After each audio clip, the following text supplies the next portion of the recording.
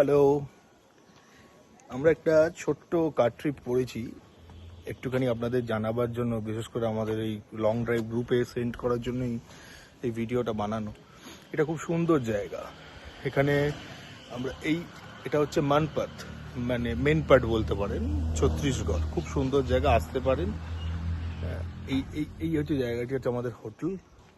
দেখুন, Dalma Tibet restaurant and resort. এটা সত্যি খুব সুন্দর জায়গা। এটা মেন পার্ট হচ্ছে আপনার ওই চায়না আর তিবেটের সঙ্গে যুদ্ধের সময় কিছু টিবেটিয়ান রিফিউজিকে এখানে শেল্টার দিয়েছিল ইন্ডিয়ান গভর্নমেন্ট। এই জায়গাটা আসতে পারেন, খুব সুন্দর জায়গা। একটু কলকাতা থেকে ড্রাইভটা একটু বেশি। আমি হাওড়া আন্দুল থেকে এসেছি। এখানে আমার টাইম লেগেছে প্রায় ধরে রাখুন 16 ঘন্টা মতো, সমস্ত কিছু মানে রাস্তায় দাঁড়ানো থেকে শুরু করে সব কিছু নিয়ে। 705 কিলোমিটার আমার বাড়ি থেকে এই রিসর্ট।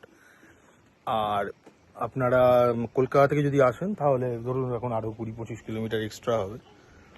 অসম জায়গা, আসতে পারেন, খুব সুন্দর জায়গা। মেন হচ্ছে এখানকার আপনার লেজারটা খুব ভালো লাগবে। এখানকার কুল কাম একটা ব্যাপার। দুটো মনেস্ট্রি আছে খুব সুন্দর। এখানে একটা দলদলি বলে জায়গা আছে, সেই জায়গাটাতে আসতে পারেন। দলদলিতে আপনার ওই জাম্পিং সয়েলটা যখন জাম্প করবেন সেটাও মুভমেন্ট হয়। খুব সুন্দর জায়গা। তাছাড়া আপনারা এখানে কতগুলো ওয়াটারফলস আছে। বিকজ টাইগার পয়েন্টে তো গিয়ে অনেক জল পেয়েছি এই জুন মাসের ফার্স্ট উইকে। আমরা ধরুন এখন জুন মাসের আজকে হচ্ছে 2 তারিখ, আমরা প্রচুর জল পেয়েছি এখানে। খুব সুন্দর জায়গা। এছাড়া একটা উল্টা পানি বলে জায়গা আছে, যেখানে আপনার জলটা তলা থেকে উপর দিকে যায়। ড্রাইভিং এক্সপিরিয়েন্স খুব সুন্দর।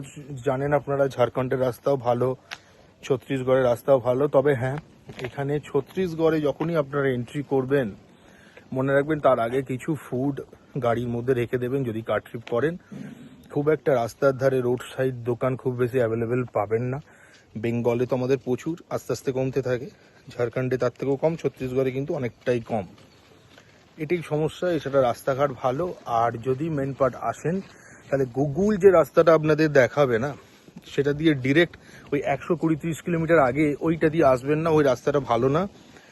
আমি একটা লোকাল একটা দোকানে সেখানে কথা বলে অন্য একটা রাস্তা দিয়ে এসেছি। ওটা হচ্ছে আপনার ওই একটু ঘুরে আসতে হয়, বাট রাস্তাটা খুবই ভালো। ওটা বা জেনে নেবেন, ওটা বাটৌলি হয়ে আসে। রাস্তাটা ভালো, তাহলে আপনি অনেক সেফলি আসতে পারবেন। হ্যাঁ, একটা মানে বলে দিতে চাই, উনি অন্য কোনো সমস্যা নয়, বাট প্রেফার করবেন যাতে দিনের বেলায় আপনি মানে ছত্তিশগড়ে আসেন, ট্রাভেল করেন। That will be better, I think.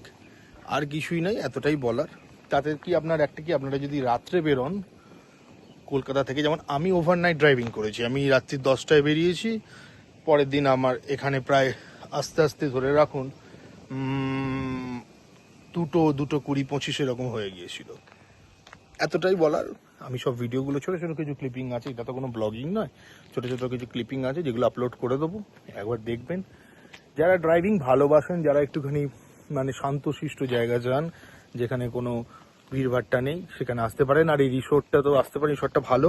আমি ফোর্স শেয়ারিং যে রুম তাতে ছিলাম, 2800 টাকা ভাড়া, ডিসকাউন্ট দিয়ে 2400 টাকায় পেয়েছি।